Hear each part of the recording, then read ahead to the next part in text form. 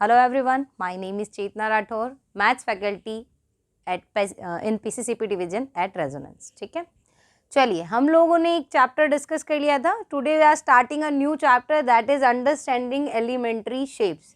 Name से ही हमें पता लग रहा है कि इसमें हम क्या करने वाले हैं. कौन कौन से शेप्स की बात करने वाले हैं. एक तो हम उन शेप्स के बारे में समझेंगे कि वो कैसे बनते हैं, कैसे होते हैं, फॉर्म कैसे होते हैं, क्या क्या चीज़ें उनमें यूज़ होती हैं. इसके जस्ट पहले हमने बेसिक ज्योमेट्रिकल आइडियाज़ पढ़ा था, जिसमें मैंने ज्योमेट्री की बेसिक चीज़ें आपको समझाई थी. ठीक है, अब हम शेप्स पर आते हैं. वो जो चीज़ें हमने पढ़ी थी, जितनी भी थिंग्स हमने पढ़ी थी, वो सब इसमें यूज़ होंगी. Clear? So let's start the lecture. First topic आता है आपका लाइन सेगमेंट. तो हमने वहाँ पर लाइन सेगमेंट के बारे में पढ़ा था. A line segment has length but no breadth और थिकनेस. ओके, हमने क्या बोला था? A part of line which has two end points. मैंने क्या कहा था? कोई लाइन है, अगर हम उसको इस तरह से ब्रेक कर देते, यानी कि मैं यहाँ से अगर ए बी पार्ट को अलग कर लूँ लाइक दिस. हमने क्या किया? लाइन का एक पार्ट निकाला जिसके दोनों एंड पॉइंट्स क्या थे? डिसाइडेड थे. तो हम इसको क्या बोलेंगे? This is a line segment. Okay, अब हमने लाइन सेगमेंट के बारे में जब बात की थी तो हमने कहा था ये इसके पास सिर्फ क्या होगी? लेंथ होगी. ठीक है, लेंथ हम इसकी मेजर कर सकते हैं. ठीक है, लाइन की कोई लेंथ नहीं होती, इनफाइनाइट लेंथ होती है, हम मेजर नहीं कर सकते.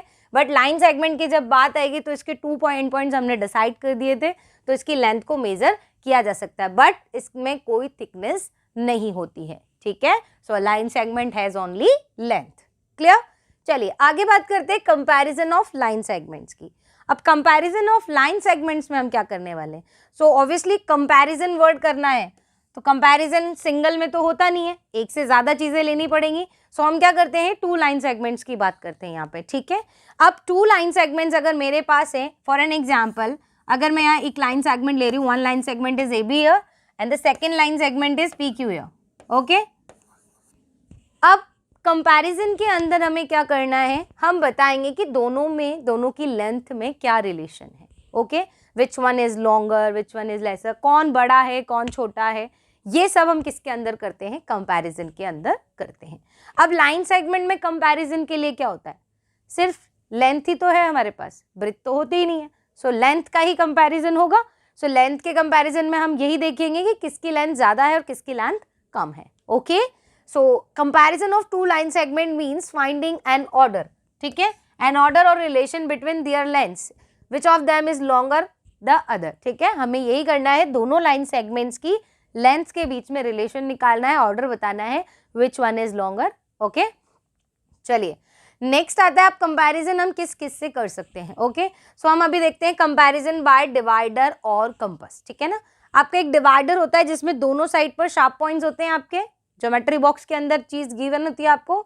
The line segments are compared with the help of divider a pair of compasses. ठीक है, अब क्या करें, हम कैसे इससे मेजर करते हैं? सो क्या करेंगे? सबसे पहले हम मान लेते हैं कि लाइन सेगमेंट आपके पास ए बी है, 1 line segment is A B and another one is P Q. ठीक है, अब मैं क्या कर रही हूं? मैं डिवाइडर की हेल्प से कंपेयर करती हूँ. ठीक है, सो मैं क्या करूंगी? डिवाइडर को लूंगी. ठीक है, 1 शार्प पॉइंट को आप पॉइंट ए पर रखेंगे. ठीक है, 1 शार्प पॉइंट आप कहाँ रखेंगे? डिवाइडर का पॉइंट ए पर, और सेकंड आप कहाँ रखेंगे? पॉइंट बी पर. इस तरह से आप डिवाइडर को ओपन कर लेंगे.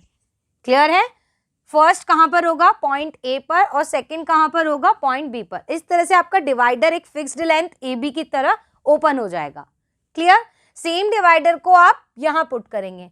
उसका जो फर्स्ट शार्प पॉइंट है आप उसे पी पर पुट करें, और फिर सेकंड जो शार्प पॉइंट है उसको आप मेजर करें. जैसे मैंने मान लिया एक डिवाइडर है हमारा, और मान लेते हैं उसका सेकंड पॉइंट यहाँ कहीं आया है. स्टार्ट वहीं से हुआ था. ठीक है, डिवाइडर कहाँ से स्टार्ट हुआ था? यहीं से हुआ था, but second sharp point Q से जस्ट थोड़ा सा पहले आ गया. क्लियर है? सो जो ए बी की लेंथ हमने डिवाइडर से मेजर की थी, जब मैंने उसे पी क्यू पर प्लेस किया तो उसका जो सेकंड पॉइंट बी था वो क्यू से थोड़ा जस्ट पहले आ गया. ए तो यहीं आएगा क्योंकि स्टार्टिंग यहीं से हो रही है, लेकिन जो बी पॉइंट है वो कहाँ आ गया? क्यू से जस्ट पहले. सो हम इसके बेसिस पर क्या बोल सकते हैं? पी क्यू की लेंथ क्या ए बी से ज़्यादा है. अगर बी पॉइंट बाद में आता, जैसे फॉर एन एग्जाम्पल यहाँ आता, हमारा जो डिवाइडर है वो इस तरह से पुट होता, कि उसकी शार्प पॉइंट यहाँ पर आ रही होती, सेकेंड शार्प पॉइंट कहाँ आ रही होती? यहाँ पर. तब हम क्या बोलते? जो ए बी है ग्रेटर देन पी क्यू होगा, बट अभी हमारा कहाँ पर आया, पॉइंट बी क्यू से जस्ट पहले आया है थोड़ा, so we can say the A B is less than P Q. जो लाइन सेगमेंट ए बी है आपका वो पी क्यू से क्या है, लेंथ में छोटा है, ठीक है। सो ये किससे कंपेयर किया हमने, बाय द डिवाइडर। क्लियर है सभी को, okay. The next one, using for units for measurement of line segment, ठीक है। अब आपने कंपैरिजन किया तो फिर अब हम देखते हैं कि यूनिट्स कौन कौन सी हम यूज कर सकते हैं। So a metre is divided into 100 equal parts, ठीक है। सबसे पहली जो एसआई यूनिट हमने मेजरमेंट की ली थी लेंथ के लिए वो हमने मीटर में ली, ठीक है। सबसे बड़ी यूनिट हमने किस में एसआई यूनिट ली, सबसे मीटर में, ठीक है। अब मीटर को अगर मैं 100 इक्वल पार्ट्स में डिवाइड करूं, क्या किया मैंने, 1 मीटर को 100 इक्वल पार्ट्स में अगर डिवाइड किया, सो ईच पार्ट को हमने क्या बोला, सेंटीमीटर, ओके। मीटर को मैंने 100 इक्वल पार्ट्स में डिवाइड किया, जो ईच पार्ट की वैल्यू थी वो 1 सेंटीमीटर हमने कर ली। तो 1 मीटर के अंदर कितने सेंटीमीटर्स आ गए आपके, 100 सेंटीमीटर्स आ गए। क्लियर है। अ सेंटीमीटर इज फर्दर सब डिवाइडेड इनटू 10 इक्वल पार्ट्स। तो अब जो सेंटीमीटर वाला पार्ट बना 1 सेंटीमीटर, इसको मैंने फर्दर आगे सब डिवाइड किया, किसमें, 10 इक्वल पार्ट्स में डिवाइड किया, ठीक है। 1 सेंटीमीटर वाले पार्ट को हमने उसे क्या नाम दिया, each part is called millimetre. हमने क्या नेम दिया उसे, मिलीमीटर या एमएम, आप देख लें। क्लियर है। देखो सबसे पहले मान लेते हैं ये मीटर फुल पार्ट, फिर मैंने इसको 100 इक्वल पार्ट्स में डिवाइड किया होगा ऑब्वियसली। अभी मान लेते हैं ये 100 है, इस तरह से हमने 100 में डिवाइड किया होगा। अच्छा, ये जो छोटा सा पार्ट आया इसको हमने क्या बोला, सेंटीमीटर। ये कितना हो गया था, 1 सेंटीमीटर। क्लियर है। फिर ये जो छोटू सा पार्ट था इसको भी मैंने 10 इक्वल पार्ट्स में डिवाइड किया इस तरह से, तो ये किस में चला गया, फिर मिलीमीटर के अंदर, ठीक है। तो सबसे बिग यूनिट हम क्या लेंगे, मीटर। देन उसके 100 इक्वल पार्ट्स किए तो क्या मिला हमें, 1 पार्ट सेंटीमीटर। फिर सेंटीमीटर के वापस से 10 पार्ट्स किए तो हमें क्या मिला, 1 मिलीमीटर। सो अगर हम रिलेशन बनाए तो क्या बनाएंगे, रिलेशन की बात करते हैं हम लोग। सो मैं यहाँ रिलेशन आपको बताती हूँ, हम मिलीमीटर मीटर से मिलीमीटर तक कैसे पहुंचेंगे, ठीक है। वो रिलेशन बनाने की बात करते हैं। चलिए स्टार्ट करते हैं मीटर से। चलिए 1 मीटर, क्या बोला मैंने, 100 centimetre. So 1 metre is equal to 100 centimetre, और 1 सेंटीमीटर इज इक्वल टू मैंने बोला आपको 10 मिलीमीटर। क्लियर है। अब 1 सेंटीमीटर की वैल्यू अगर 10 मिलीमीटर है, सो अगर मैं आपसे पूछूं 1 metre is equal to how many millimetres, millimetres में कितने हो जाएंगे। सो 100 था, मैं इस 1 सेंटीमीटर की जगह पर क्या पुट कर दूंगी, 10 millimetre. I can write it like this, 1 centimetre. मैं इसको लिख सकती हूँ 100 सेंटीमीटर को इस तरह से, 100 इंटू 1, कोई फैक्ट तो आएगा नहीं। अच्छा, इस 1 सेंटीमीटर की जगह हम 10 मिलीमीटर पुट कर देते हैं। सो 100 मल्टीप्लाई बाय 10 और यूनिट क्या बन चुकी है अब, M M. So final answer क्या आएगा हमारा, 1000 एम एम। सो अगर मुझे मीटर टू मिलीमीटर बात करनी हो, सो वो किस में कन्वर्ट चला जाएगा, 1000 मिलीमीटर। क्लियर है, ठीक है। कुछ टेबल्स यहाँ पर गिवन है, हमारे पास एक टेबल है, हम वो रीड कर लेते हैं। यहाँ पर गिवन है 10 millimetre is equal to 1 centimetre, जो अभी अभी मैंने आपको बताया। अगेन 10 सेंटीमीटर का अगर हम ग्रुप बनाते हैं, so that is equal to 1 decimetre, okay. And then 10 decimetres का अगर आप ग्रुप बनाएंगे, that will be equal to 1 metre. Clear है। चलो वापस से शुरू करते हैं, इसको एक सिंगल फॉर्म में तैयार करने की कोशिश करते हैं ताकि यूनिट्स का आपको कंफ्यूजन ही ना रहे। मैं एक सिंगल आपके लिए बना देती हूँ जिससे आपको याद रहेंगी यूनिट्स सारी, ठीक है। चलो हमने स्टार्ट किया 1 मीटर से, फिर मैं जा रही हूँ यहाँ से 1 डेसीमीटर पर, फिर मैं जाऊँगी यहाँ से सेंटीमीटर पर, और देन मैं जाऊँगी मिलीमीटर पर। क्लियर। 1 हटा देते हैं हम फिलहाल। चले, यहाँ से मैंने मीटर से स्टार्ट किया, मीटर टू डेसीमीटर में जाना है मुझे, बिग टू स्मॉल यूनिट जा रही हूँ। क्या डिफरेंस बोला था मैंने, 10 decimetre is equal to 1 metre बोला था, ओके। सो 1 मीटर की वैल्यू किसके इक्वल है, 10 डेसीमीटर के। फिर डेसीमीटर टू सेंटीमीटर जाऊंगी, फिर से मैं मल्टीप्लाई बाय 10 करूंगी, because 10 centimetre is equal to 1 decimetre होता है। अगेन सेंटीमीटर टू मिलीमीटर जाऊंगी तो अगेन मैं फिर 10 से मल्टीप्लाई करूंगी। जब मैं इस तरह से मूव कर रही हूं तो मल्टीप्लिकेशन चलेगा, और जब मैं रिवर्स ऑर्डर में मूव करूंगी, for an example millimetre to centimetre, then divide by 10 करेंगे, क्योंकि इनमें रिलेशन कितने का है, 10 का है, लाइक दिस। आप इस तरह से प्रोसेस यूज करेंगे। ओके, अब मिलीमीटर टू डेसीमीटर जाना है, multiply by 10, decimetre two centimetre जाना है, multiply by 10, decimetre centimetre two millimetre जाना है, मल्टीप्लाई बाय 10। अब अगर मुझे डायरेक्टली मीटर टू सेंटीमीटर जाना हो तो यहां से यहां आना है डायरेक्ट, तो क्या बीच में मल्टीप्लाई 10 हुआ, सो डायरेक्टली मल्टीप्लाई कितना हो जाएगा, 100 हो जाएगा। क्या क्लियर है? सो इससे आप एक पूरा परफॉर्मा रेडी कर सकते हैं, किसी भी यूनिट को आप चेंज कर सकते हैं अदर यूनिट के अंदर। ठीक है, सो ये कुछ यूनिट्स थी हमारी जिनसे हम लेंथ को मेजर करने वाले हैं लाइन सेगमेंट की। ठीक है, चलिए measurement of length of a line segment. ठीक है, कैसे मेजर कर सकते हैं हम लाइन सेगमेंट की लेंथ को, उस पर बात करते हैं। सो फर्स्ट हम बात करते हैं यूजिंग अ रूलर।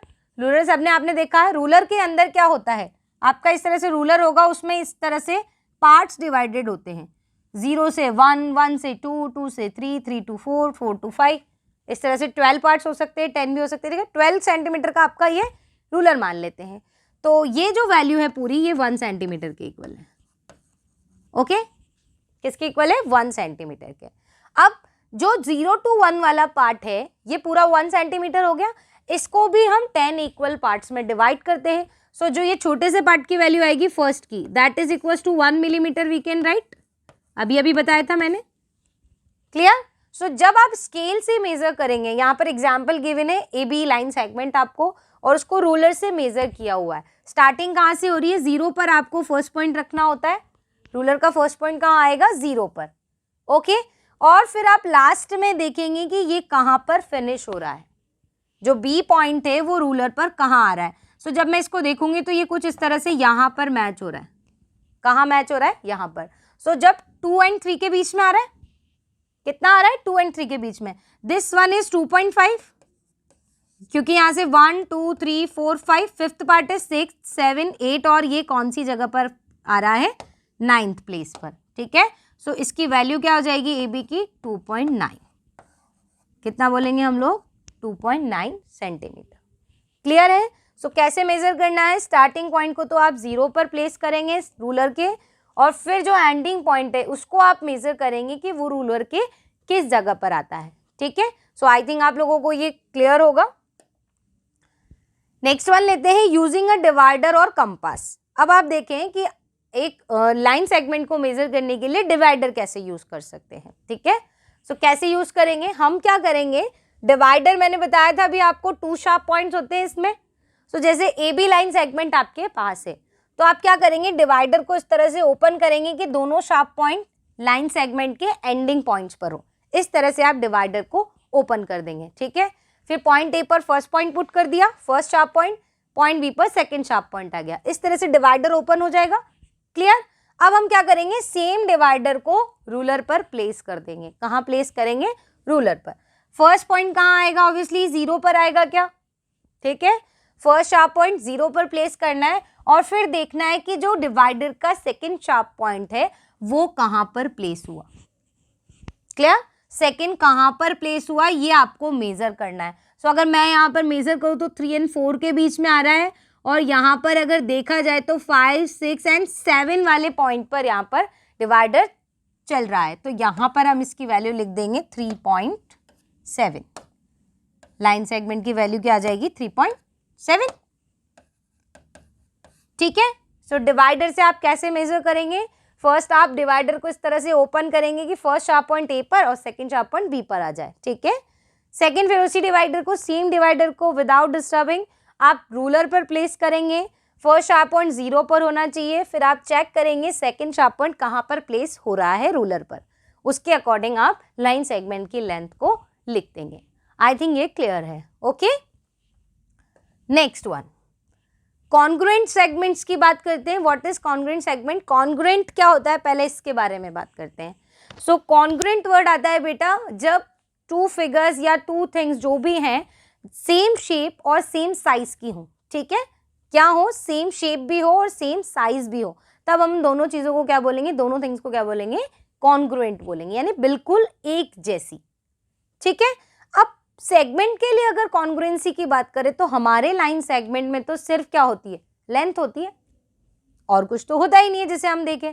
सो एक क्या है, ए बी लाइन सेगमेंट अगर है, मान लेते हैं ए बी, ये 4 सेंटीमीटर है, तो ए बी की तो सिर्फ लेंथ ही है ना अपने पास 4 सेंटीमीटर। अगर मुझे इसकी कॉन्ग्रुएंसी में दूसरा देखना है तो वो भी 4 सेंटीमीटर का होगा, तभी हम बोलेंगे कि दोनों कैसे हैं, कॉन्ग्रुएंट लाइन सेगमेंट्स है। ठीक है, so again I am making a line segment here P Q. अगर इसकी लेंथ भी 4 सेंटीमीटर है, so we can say A B is congruent to P Q. हम क्या बोलेंगे, ए बी पी क्यू के कॉन्ग्रुएंट है। तो कॉन्ग्रुएंट में मैंने क्या कहा था, सेम शेप हो तो दोनों लाइन सेगमेंट है क्या, बिल्कुल। सेम साइज भी हो तो साइज में यहाँ सिर्फ क्या आएगी, इसकी लेंथ आएगी, तो यहाँ पर बिल्कुल इनकी लेंथ भी सेम है, 4 centimetre and 4 centimetre. So we can say these line segments are congruent. Okay, so two segments are equal or congruent if they are of the same length. यही लिखा हुआ है, अगर दोनों की लेंथ क्या है, सेम है, तो हम उन्हें क्या बोलेंगे, congruent segments बोलेंगे। एक एग्जाम्पल गिवन है, उसे सॉल्व कर लेते हैं हम यहाँ पर। चलिए एग्जाम्पल सॉल्व करते हैं, थोड़ा सा कंसेप्ट क्लियर हो जाएगा आपका। If B is the midpoint of AC and C is the midpoint of BD where A, B, C, D are collinear. पहले तो हम बात करते हैं what are the collinear points. बताया था मैंने लास्ट क्लास में, लास्ट जो हमने चैप्टर पढ़ा था उसमें कोलिनियर पॉइंट्स की भी हमने बात की थी। कोलिनियर पॉइंट्स कौन से होते हैं बेटा, 3 और more points if they lie on the same line in the same plane. ठीक है, अगर किसी लाइन पर जो 3 या ज़्यादा पॉइंट है, 3 पॉइंट्स, उससे ज़्यादा पॉइंट्स अगर वो सेम लाइन पर लाई कर रहे हैं, सेम प्लेन के अंदर, तो हम उन्हें क्या बोलते हैं, कोलिनियर पॉइंट्स बोलते हैं। सो इन्होंने बोला है ए बी सी डी क्या है, कोलिनियर है। तो पहले मैं क्या करती हूँ, ए बी सी डी को बना लेती हूँ, ए और लास्ट पॉइंट डी। अब इन्होंने क्या बोला, B is the mid point of A C, तो सी अगर यहाँ कहीं होगा तो इसका मिड पॉइंट बी हो गया, और जो सी है वो बी और डी का मिड पॉइंट है, यानी ये वाली लेंथ, ये वाली लेंथ और ये वाली लेंथ। अब हम बात करते हैं कैसे हमने डिवाइड किया है। B is the mid point of AC, AC का मिड पॉइंट B है। सो अगर मैं इस लेंथ को X कंसिडर करती हूँ, सो BC भी X ही होगी क्या, बिकॉज B मिड पॉइंट है तो AB is equal to BC, we can write, done. Next one, C is the mid point of BD, जो C है वो भी BD का मिड पॉइंट है। So we can say if this is X then this is also X, जो BC की वैल्यू होगी वही CD की वैल्यू भी होगी। सो फाइनली प्रूफ क्या करना है, show that A B is equal to C D. So A B is equal to C D, ये तो डायरेक्ट ही आ रहा है, X is equal to X. ये तो हो गया हमारा डायरेक्ट मेथड। अब हम पता कैसे लगाएंगे, कैसे सॉल्व करेंगे वो देखते हैं। थ्योरेटिकल देख लेते हैं। चलिए थ्योरी पे बात करें तो कैसे करेंगे, given that B is the mid point of A C, क्या गिवन है, B is the mid point of A C.